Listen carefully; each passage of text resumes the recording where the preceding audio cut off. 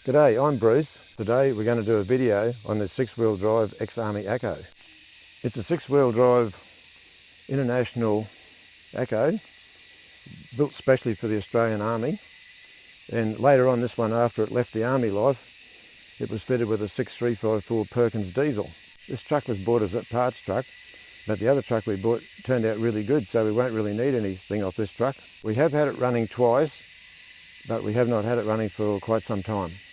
We've already had the starter motor off and fixed it up, and we've also replaced quite a few clutch components. When we had it running, it was very hard to get in and out of gear, but I'm pretty sure the clutch was releasing properly, but it may have had some water in the gearbox, so we're going to change the oil in the gearbox. We may change the engine oil, and that way when it leaves our hands and goes off to somebody else, they already know that we've changed the oil in the engine and the gearbox.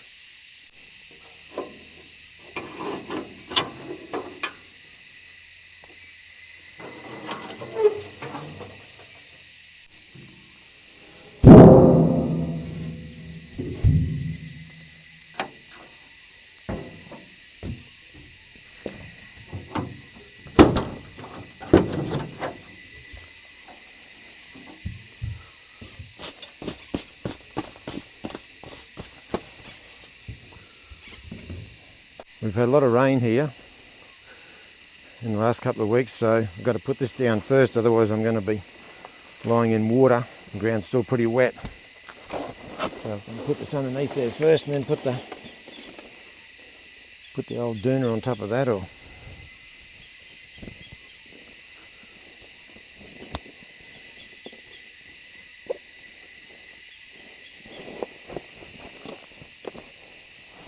put the plate on the side to drive a power takeoff. Drain bung at the bottom here by the look of it. Fill bung on the side over here. Yep. There's no tail shaft on the front at present. The tail shaft goes on here. All the holes are full of hornet's nests. And the tail shaft goes down here onto the front diff. But I think the reason they've done that is these old things are very hard to turn. They don't turn very sharp. When they've got the tail shaft on there, and everything's in 6-wheel drive and that, you can hardly turn them. They're really, and there's no power steering either, by the way. She's a fairly hard truck to drive, to steer and manoeuvre around the paddock. And I'd say that's why the front tail shaft's been pulled off. So that means she's a 6x6, but she's only driving on 4 at present. That's the fill bung up there, and the drain bung obviously is underneath here. You can hardly see it. There's that much dirt and oil and that on it. But it's always a good idea when you're doing any of these jobs, try and undo the fill bung first, because if you drain the oil and you can't undo the fill bung, then you're in trouble, then you can't put any oil back in. Try and carve the dirt off around it.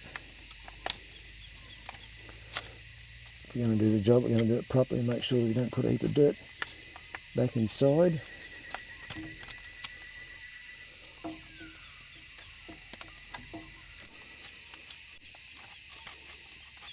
Just going to get this brush here and see if we can brush a bit off around the edge of the thread. Always a good idea. It's really fussy too. Once you actually get it to come loose, even only half a turn or something, rebrush it again. You'll find that there'll be more junk will fall off pretty easy the second time round.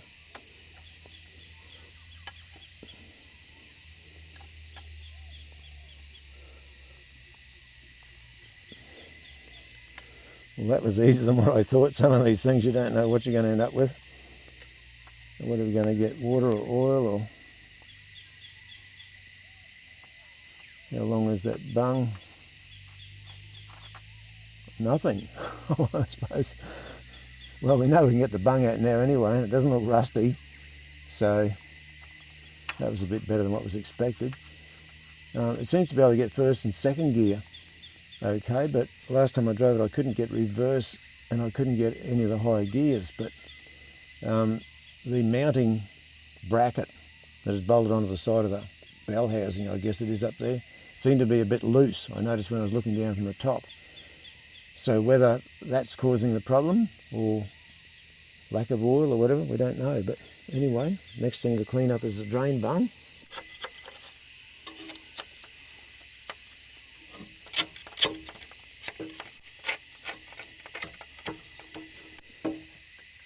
I'm just going to undo this bung now.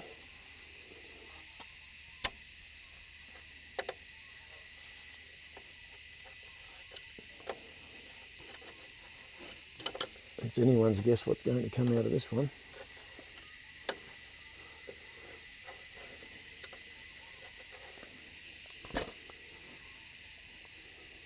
Some of the tractors were really bad for older tractors for getting water in the gearbox and diffs going down around the gear sticks.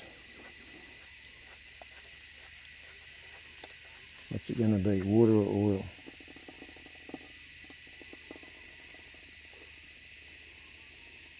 Dirty oil. Might be a bit of moisture in there, but here I was thinking if I undo the bung it might have, 10 litres of water in it, but no.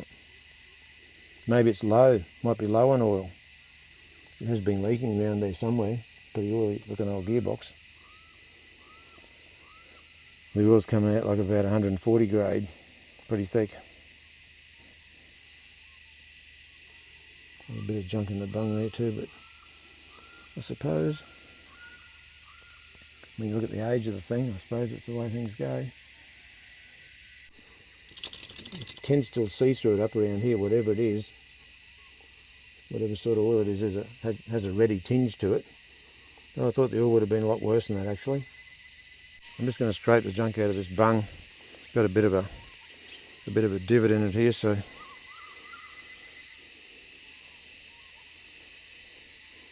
can't see any big pieces of metal or anything like that in there, but of course it doesn't have a magnet on it, so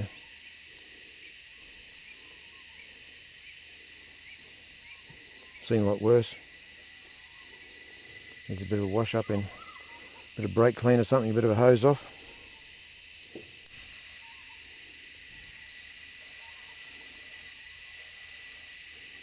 Toothbrush.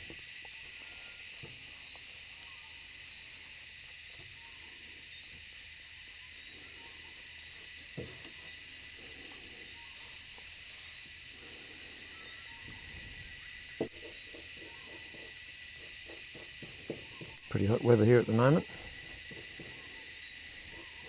We might get some more rain this afternoon, I reckon. So, gotta get in and get this job done.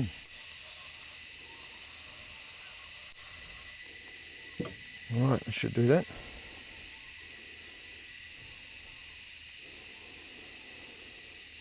Just gotta wait for the oil to drain out now.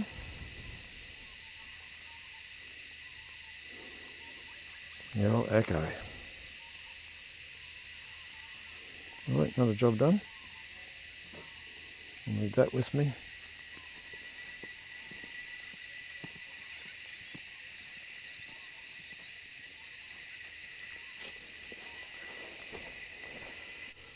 There's a heap of rubbish in there, I can see it, I think.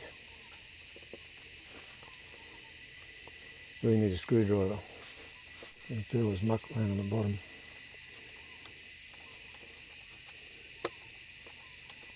I need a piece of wire or something that's a bit longer to get in there. Starting to rake a bit of junk out the bottom now.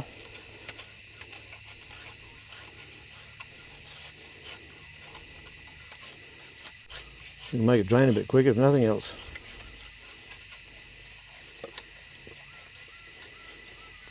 That's the angle I've got there, which is not much of an angle, but might be able to scrape the sidewalls a bit.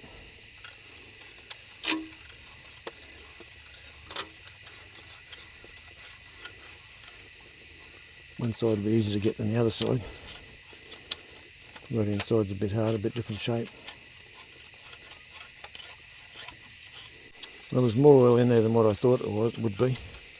With a lot of older machinery, people don't really want to spend the money on putting new oil in, or people are life in the fast lane, where there's always something more important to do rather than work on some old piece of equipment.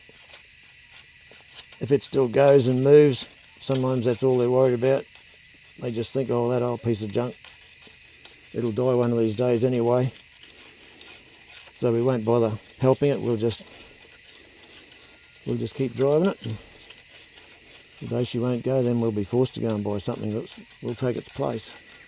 If it was a road going truck, I would drag it up closer to where my air compressor is and air hose and get the sandblaster and try and vac as much rubbish out the bottom as I could.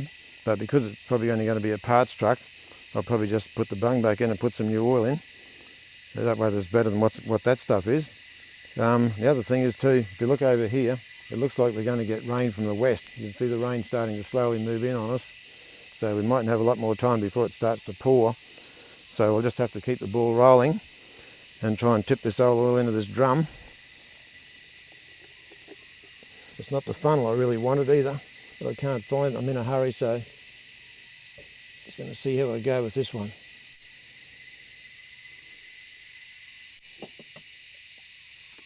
It's not too bad. I thought I might have done worse than that.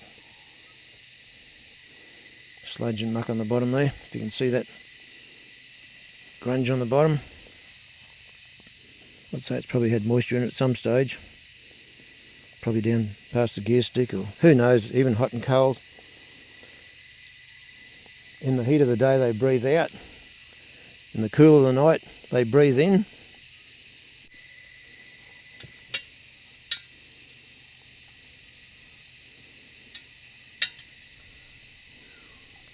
Could be metal, that bottom part. We don't know what we're looking at, whether it's could be bits of bearing, it could be bits of teeth, even though it didn't seem to have any whines or grinds in it when we drove around. But I suppose the exhaust system is pretty noisy, like most of these old bombs. A bit more junk coming down there, you might hear it hit the funnel. You can see where it's spilled on the top of the drum there. It has got that ready look about it. Yeah, the clouds are looking darker.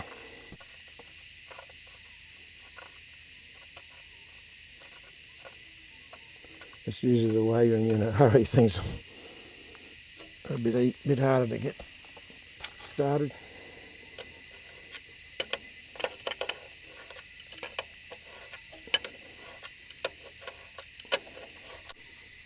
I won't overdo it. Remember, always think of the next person that's going to have to work on it. No sense in over tightening. We've got our other bung up here. Just have to go and get our oil drum and our oil pump. It's a decent sized bung. I'll just sit that one in there so I don't lose it in the grass.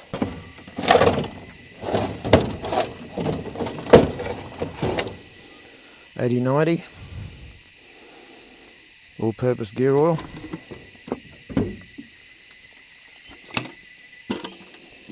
Put that up the hill a little bit if I can do it.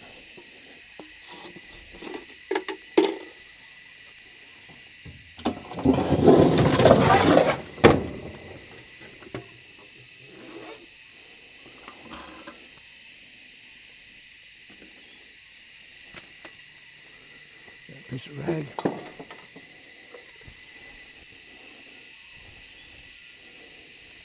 Get a bit of that muck off the top there.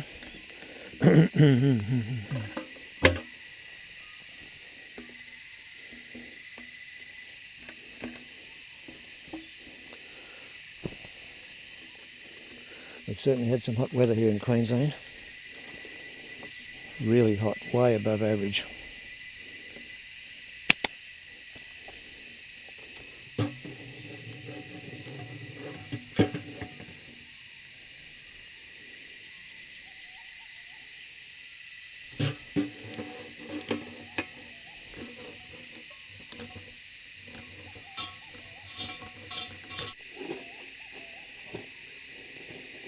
Normally they overflow when you put the pump in them. And you've got a big mess up on top then. Nothing's come out of that one really.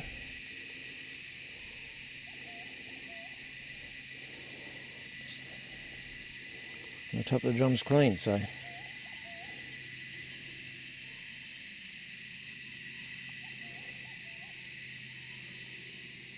That leads into there. Drum up on the back. Righto, ready for action.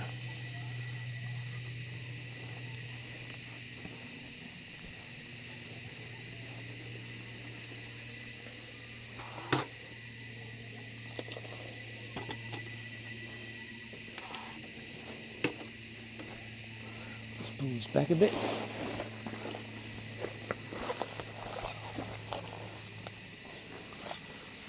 I might just hold it in and get the cameraman to pump the oil.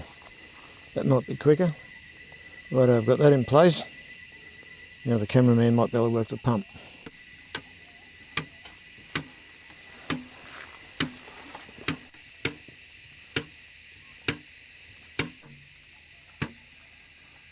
Yep, that's it. It's full. So I'll whack the bung back in. There we go. Bung's back in, oil's full. Rain hasn't started. Right, that's one job done. I'll put that out over the other side. Well, we know it's got oil in there now, and the oil's not cleaner than what came out.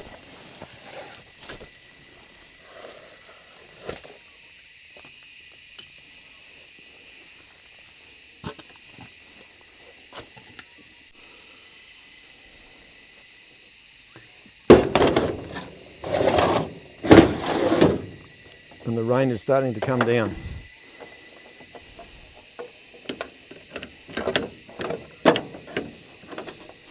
I'm going to change the engine oil, and we've got a new filter there, but when I crawl underneath to have a look, the bung's on the wrong side, so there'll probably be an inch of dirty old oil laying on the other side. So I really need to get the truck going, turn it round so it's facing on the other angle, the opposite angle to what it is now, so I can easily drain all the old oil out of the sump. I think I've got enough stuff here in the back of the Suzuki to get it running, so I think I'll have a go at getting it going. With most of these old machines, they'll always have dirt in the tank or rust or water or some other contaminants, so we always rig up our own tank. We know it's clean. I'll put some of this diesel power in with the fuel just to give everything a bit of a boost along, and probably clean the injectors and maybe loosen up the injector pump a bit inside. So we'll give them a bit of a drink of that.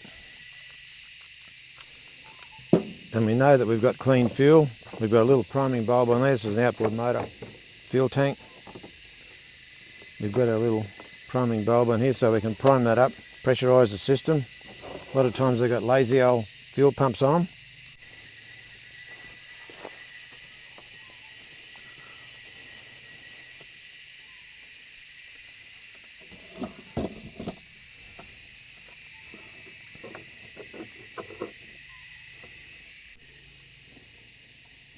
Got that fuel line running directly into the side of the lift pump now.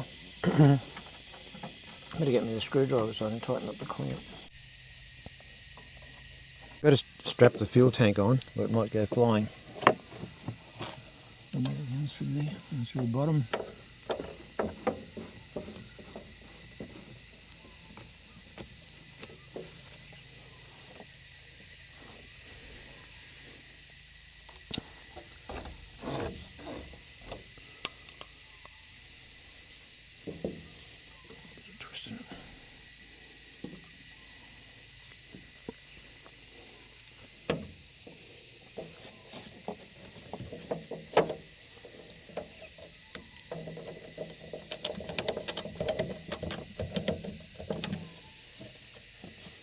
Righto, that's on. Undo the breather. Next up will be a battery, I guess. A couple of batteries. See what happens.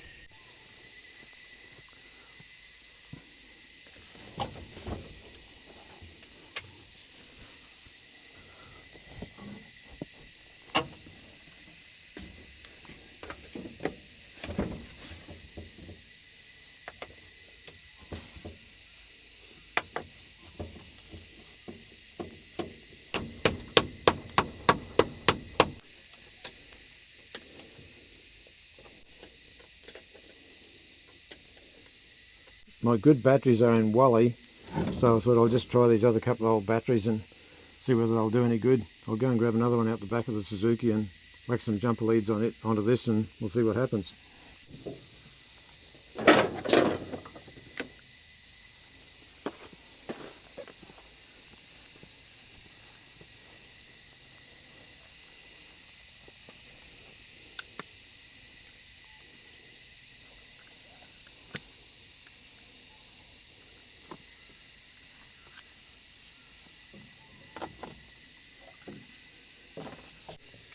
Negative, positive.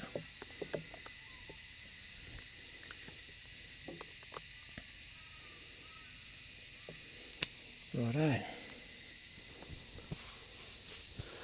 We'll probably have to bleed the pump because where the throttle and stopper go onto the side of the injector pump, there's a little housing there, and that has the seals in it.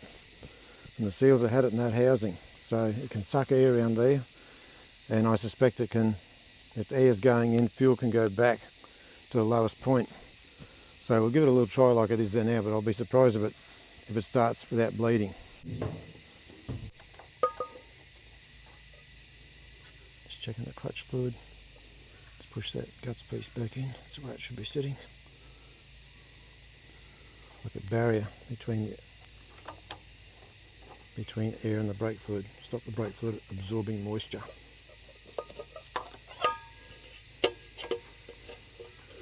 Try and keep the weather off that as much as possible. And nice to put some more water in the radiator.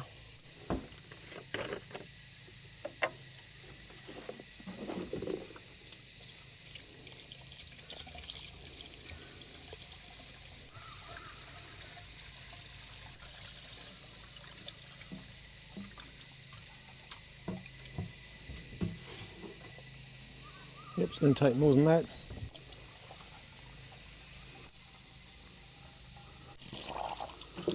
Alright, she's full. It's also got some play in the water pump bearings. If you just have a look here, look at the fan. See how it's got play in the fan? So there's probably a chance the water's probably leaked out of there. Some of it's probably evaporated too, but wherever it ends up, we'll probably have to put a new kit in there or get another water pump put on.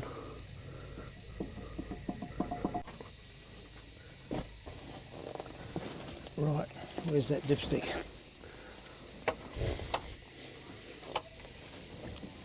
There it is.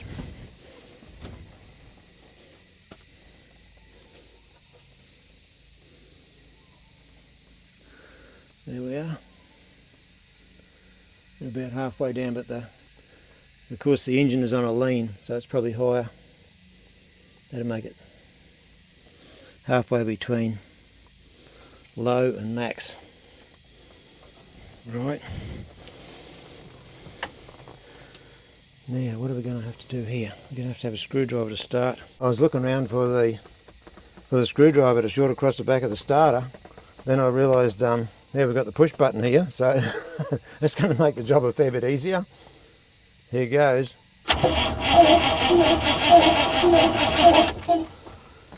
Batteries don't sound too good.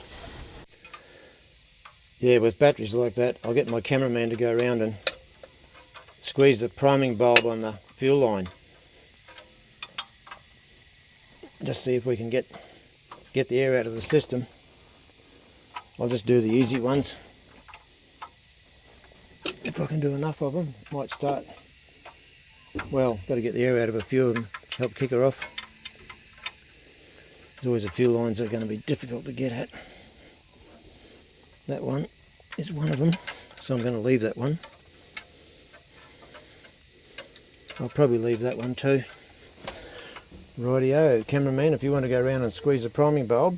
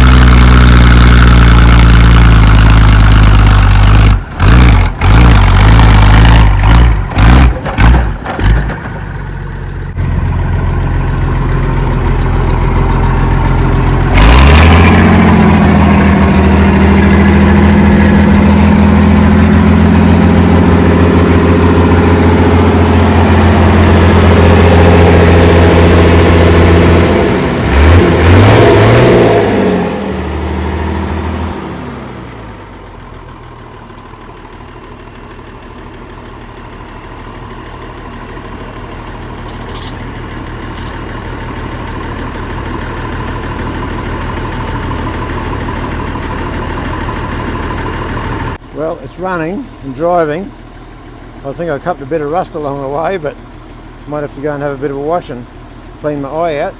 But just come around and have a listen to the exhaust.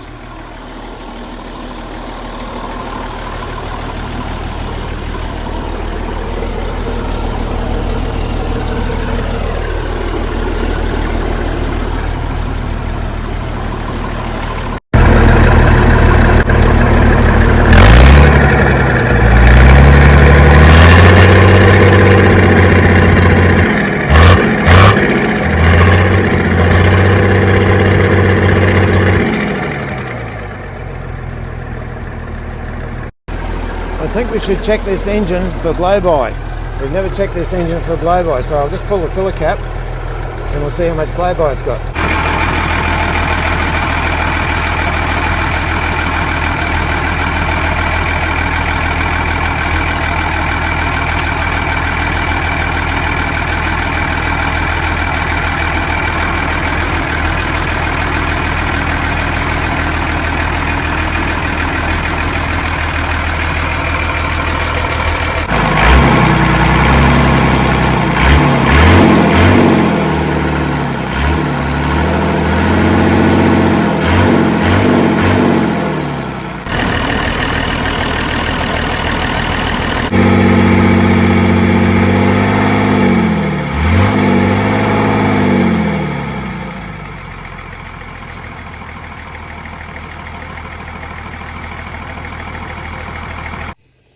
Can't get a really good feel, but certainly nobody keeps a sludge in there. It's a bit dry looking, but cap doesn't look too bad. See, there's a bit of sludge on there, but bugger all. What goes on with most of these conversions, from what I see, I'll be taking it off anyway to change the oil, so I'll just put that over there. But this is only my thoughts. These are only my thoughts on conversions. Anybody that goes to all the trouble of obviously pulling the cab off this truck and putting the motor in and changing the wiring, probably the fuel line, throttle, a lot of that sort of stuff can be different to what it would have been when it was a petrol. Sometimes the radiator hoses are on the opposite side, sometimes you've got to get to complete another radiator. So most times if they're going to go to all that trouble, they're not just going to put in an engine with no history. So they're not probably just going to go to the wreckers and just get what they call a runner. They're probably going to get one that's been reconditioned, or one that they know that's got some history about how much it's done before, since it's been reconditioned. So there's a chance that motor was probably quite good when it was put in here. But we don't know how many Ks it's done. A vehicle like this is not really the sort of thing you're going to, you know, drive around Australia 6 times in or anything, because it's probably going to be that slow, because it'll probably be low geared. And hard to drive. Wouldn't be the most comfortable thing. Look how heavy the steering is in the thing. The brakes on them were probably never real great.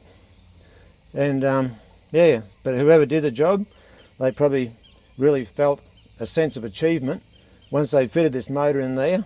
Would have taken who knows how long, especially if it was just a private individual. It's, you know, just learning as he's going. It's a really major job.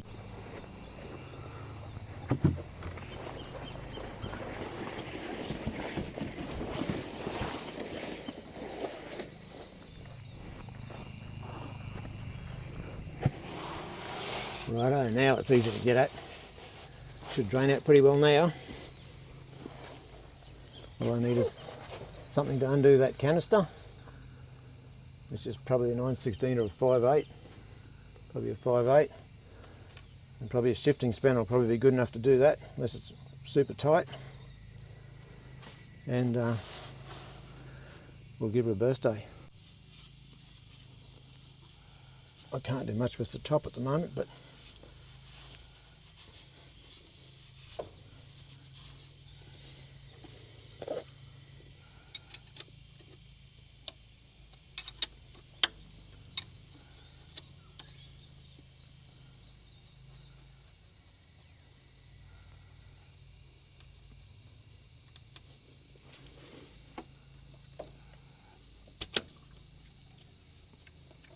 here comes the oil.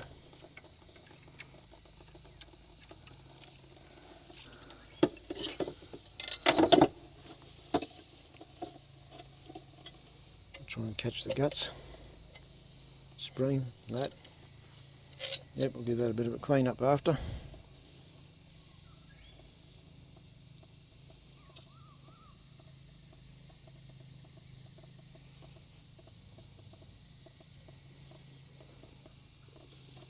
There's the filter. If they've really gone a long time without an oil change, they can be collapsed. This one certainly isn't collapsed or anything, but who would know? Have a look in the bottom of the canister.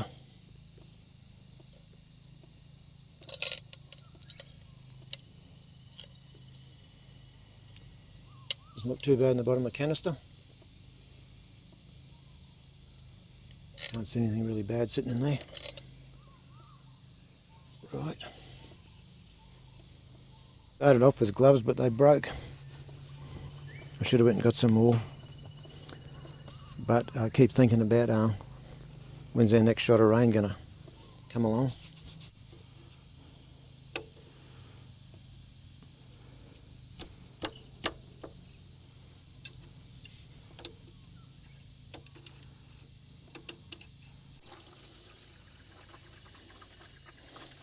Certainly not blocked up anyway.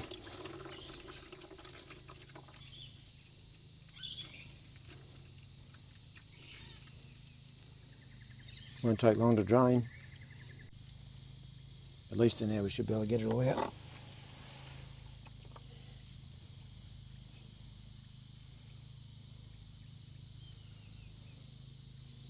Sit that down in the grass.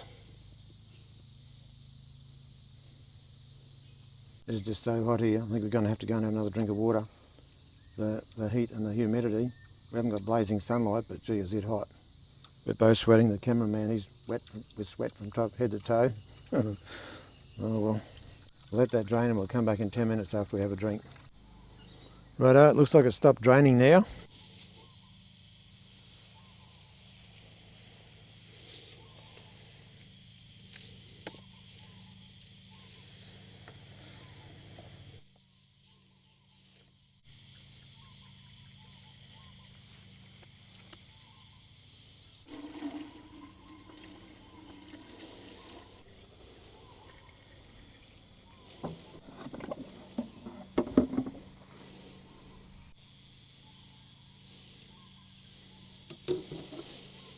Rightio, put that over here. We'll soak up that bit around the rim.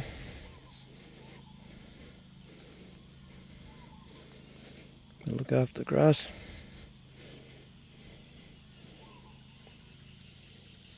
We've got our old filter sitting in there. Just drop him in there. Rightio, I'm going to get the canister.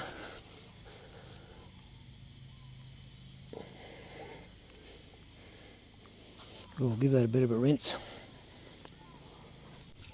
I'm just going to pour some petrol in this canister. Looks pretty clean.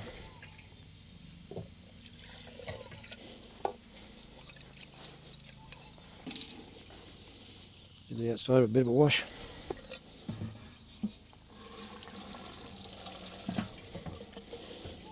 Rinse off the worst of it anyway.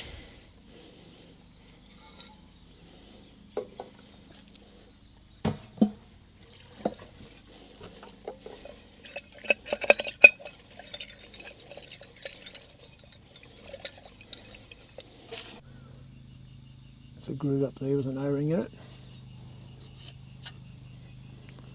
Better clean.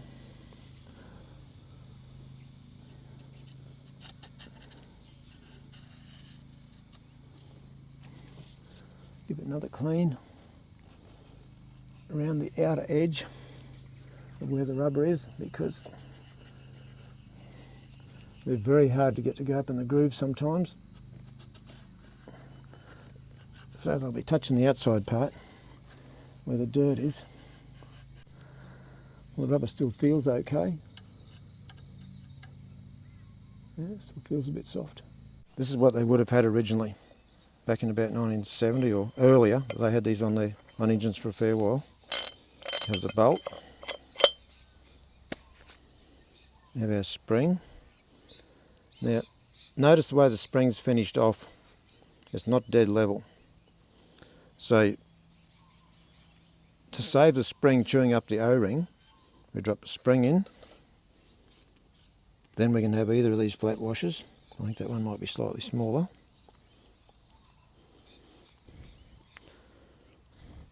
Righto then, so we have our flat washer, spring, flat washer, O-ring, just an O-ring that's going to fit, put a little bit of oil on that. It's going to fit snug, because you've got to remember it's going to get compressed a bit, so it's going to go tighter on that shaft than what it is now. Then we have that, which is going to go on there, and the O-ring will go up inside there. And the theory is, when the oil is coming from the outside in, on the oil filter, that's the way most of them work, not all of them. Righto, so the idea is there's pressure trying to get through here, it's trying to get around through there, trying to get around through there. While it's trying to do that, if you only just have this here, metal on metal, if that's only just metal on metal, dirty oil can get through here, can get through around that and just go straight up into there, up into the housing, and you've got unfiltered oil. So while you've got that flat washer and that O-ring in there, that O-ring is going to seal that off if all goes to plan. And that's going to sit in there like that.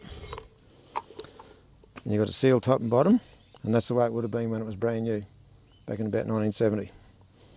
Next thing we'll do, we'll put a little bit of oil around here, just to make sure that that does, you know, does go back up into that groove properly, without jamming on the outside or whatever. I'm trying to keep my hands clean all the time. I'll just put a bit of oil on that inner part there where I can get at it a bit easier. It's going to end up on there anyway.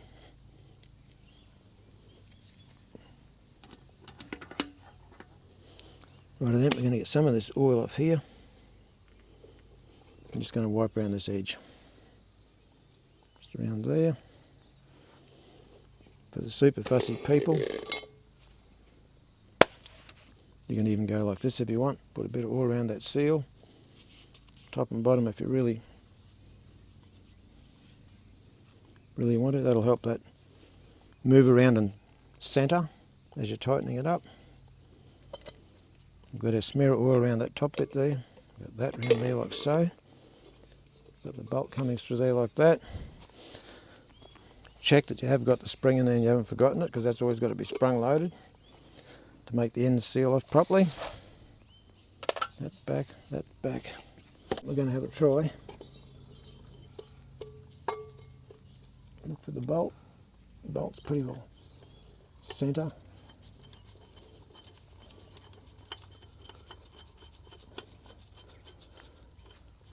A couple of ways you can do it. This is probably nearly easier to get up close to where the groove is.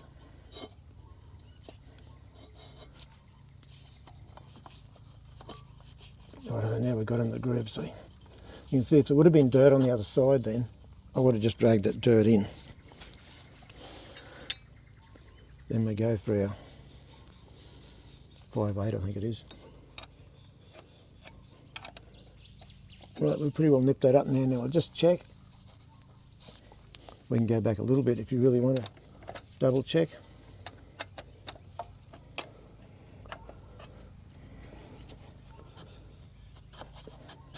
It's in the groove. Some people would even say when the engine was painted, could be from new or somewhere back in the past, that was on the outer, because that's got the most paint on it. So some people would say if you want that back to where it was many years ago, you'd turn it back there. Other people would say find the loose spot, about there. That's about where it would have been sitting before I undid it. And so that's where the rubber is at its freest, so that's where it's, yeah, we nip that up now. There again, got to be firm. Not doing up the back wheel on the truck, so it's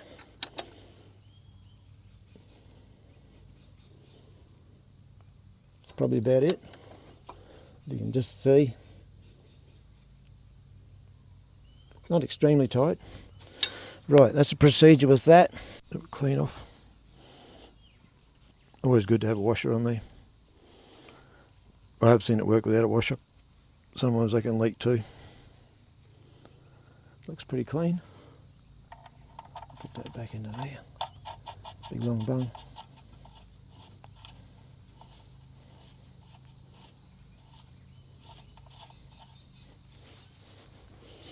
I know I should have a ring spanner here. A few people will say, you butcher, using a shifter to tighten the bung up.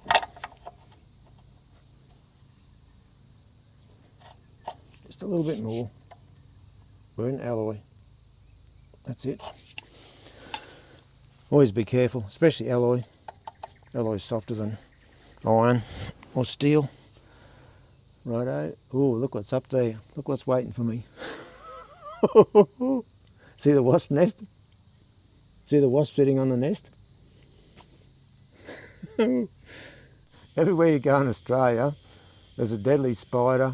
Could be a snake in the grass. Could be a wasp nest just sitting up there to get you. There's no telling what's going to get after you next. But no, it's not really that bad. They're there, but most times they'll get out of your way. But wasps, you don't usually. By the time you get under here and they can smell your sweat or breath, bing, they let you know that they're there.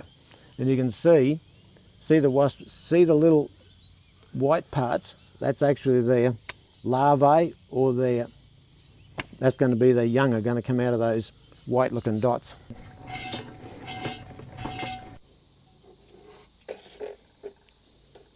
Loosen the grub screw.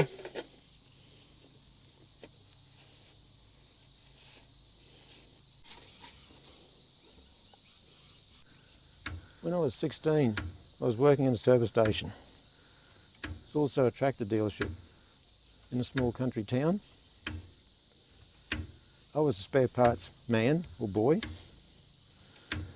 What are they today? They're the parts interpreter today. This is back before they had fish. Everything was books. People would come in. We were basically a Sami tractor dealership, sold new Sami tractors. There would have been around about 8 people worked there off and on. The boss and his wife. Then it got busy, a mechanic, a couple of other jokers. I was in spare parts. We had a roving salesman that went all around our district, calling into farms.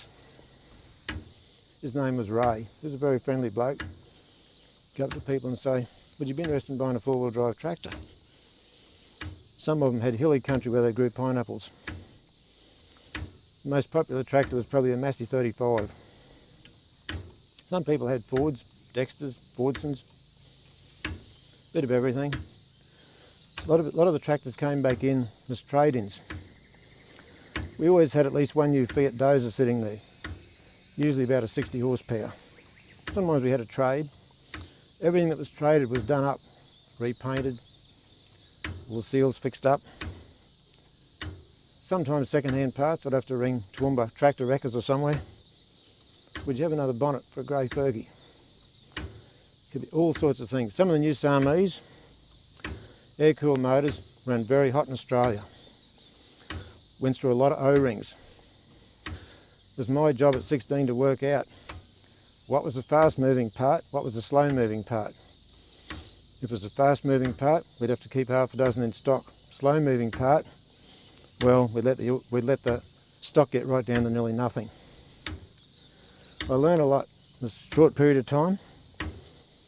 I learned how to deal with people. People would come in there. A lot of times regulars, cane trucks, sugar cane trucks.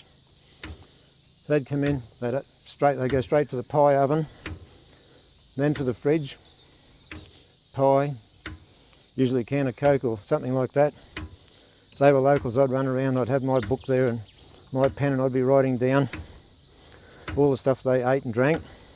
At the end of the month, a woman would come in there, she'd tally everything up, send them off their bill. That's the way it worked. It was on a main road then. Main road bypassed this little town in 1976. It was in a little town turned into a ghost town. After a while, less and less people worked there. And it just faded away.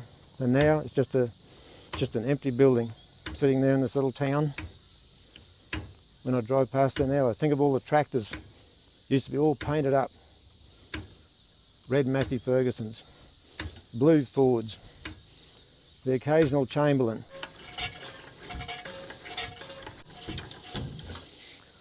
That's it. I reckon the whole 20 litres in there. There's not much left in there now.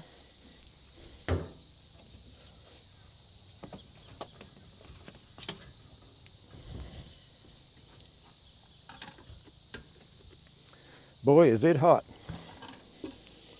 We're going to get a storm, or what's going to happen? So I've got to turn that off. This is another empty.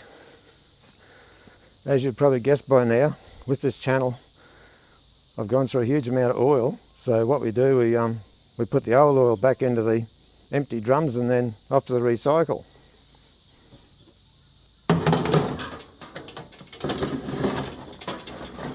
I'm going to grab a good battery out of Wally and put it in here and take this other old thing out and see if we can just spin Wally, see if we can just spin this old beast over and make it go a bit easier.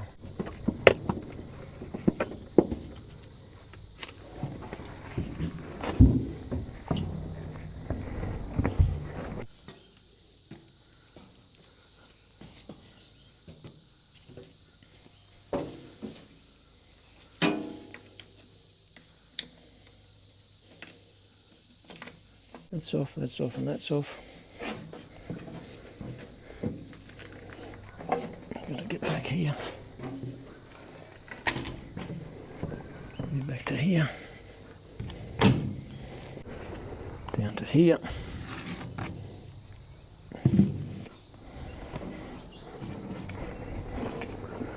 Rightio, here we go. Off to the old Echo.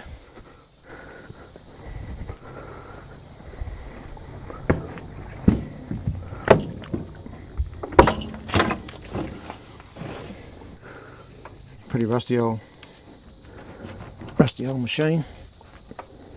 Rain comes in through the roof.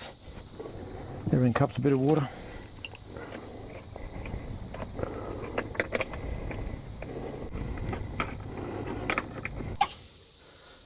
As I'm about to check the oil, I can hear the thunder coming over the horizon.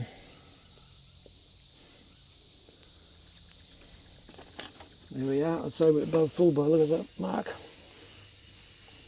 I'm going to put our cap on. Probably is a bit too far over full, but probably pick the oil up a bit quicker through the oil pump. Sitting down a bit of oil. Just going to take it for a quick drive. We've got a bit of thunder there now, so a bit of a way off before the rain comes, but not too far. We've checked the oil. Everything is well and truly over full a bit, but I guess that won't matter so much. So to the viewer that said Bruce the astronaut, some people, I laughed and laughed over that one. I suppose he saw me inside with the goggles on and thought, yep, it looks a bit like an astronaut. And then he looked at the back and he probably thought, well, that's the rocket, that's the missile that's going to power me up to see the moon or something. And Bruce the astronaut, I thought, how funny. There's been some very funny comments on there, and I've just laughed and laughed about some of the stuff people have put on there, and other people have really, really nice remarks about my channel. And to everybody that's helped make my channel what it is, thank you very much. Put the goggles on now and we'll see if it'll start. If it doesn't start, well, we might have to run for the house because it might be raining in 5 minutes.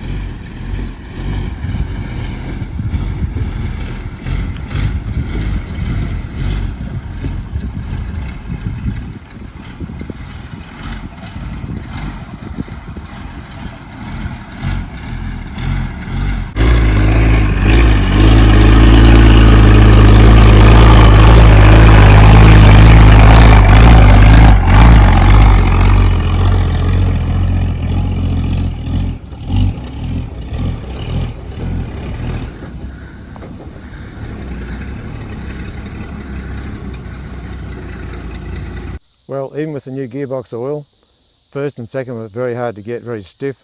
Then I tried to get third, I just couldn't get anything. I couldn't move the gear stick, couldn't get the gear stick to go anywhere.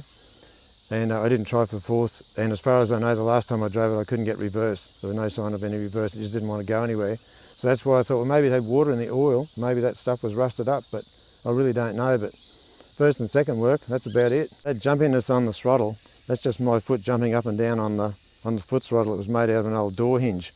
But I did have another old green Acco, ex-army, similar to this, and I rigged it up with a cable throttle and pedal off of about an 80 model Corolla, Toyota Corolla, and it worked really good.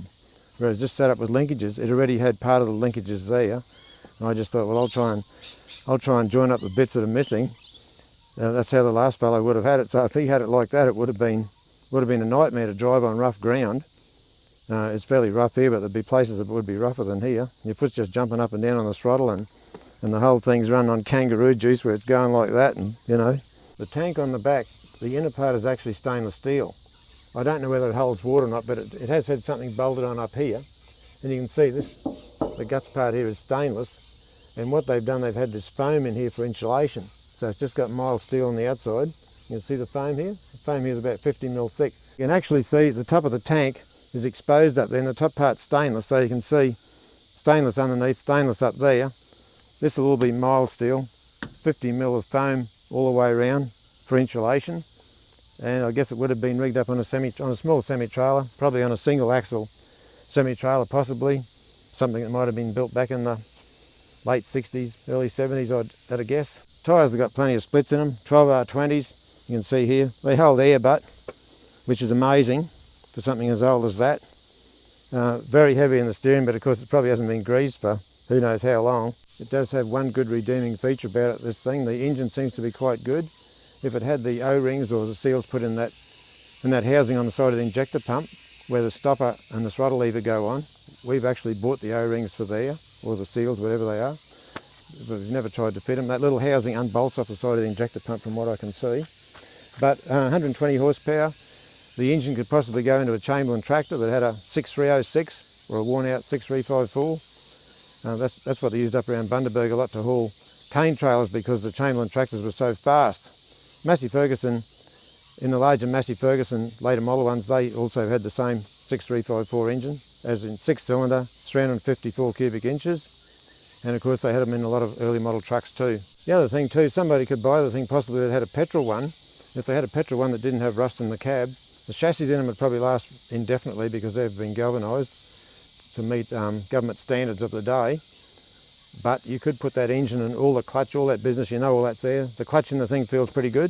Obviously you'd probably have to put another water pump on it, but that would be something you could also do with it. But I think at this stage, I've already just got another 6-wheel drive truck up there, old Bluey, so I probably won't have any use for this one. So I think a probably pretty fair price would be $900. If somebody's interested, they want to pay me $900, they can come and take her away and have some fun with it, hopefully. Or they might use some of it for parts to keep something else going they've got, whether it be another 6354. I know my brother-in-law, he still has one of these driving a pump, and something happened to his injector pump not long ago and it died. And I think by the time he got the pump taken off, he does live out of town, into the pump shop, rebuilt. I think it cost him a couple of grand by the time he got the pump actually back on the engine going again. So, you know, there's a whole engine there with a pump that works. So somebody could probably have some fun with it, even if they just want some old thing to burn around. If it was a high fire time of the year, some places could possibly block up the hole in the tank and use it as like a water carrier, and just put a Honda pump on it, and they'd have some sort of a firefighting outfit. If you're interested in the old critter, send me an email, make contact with me. I'll tell you a bit more about it if you like anything I know about it. I mean, I don't know the full history on it or anything, but I'd like to see it go to someone that can get some use out of it. So that's probably about it for this video. I have got another couple of videos in the pipeline, but at the moment the weather is against me, so I'll just have to wait until things clear up a bit. And it would be nice if it cooled down a bit too, because we've had some really hot weather here in southeast Queensland. Until next time, thanks very much for watching.